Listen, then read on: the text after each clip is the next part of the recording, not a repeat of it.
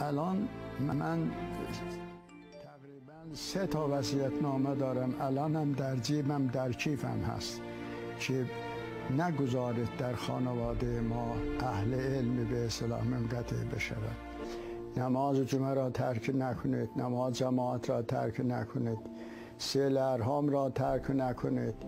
حتی در وصیت‌نامه هم گفتم که نمازم را ایشان بخوان، نماز میتم را ایشان بخوانند.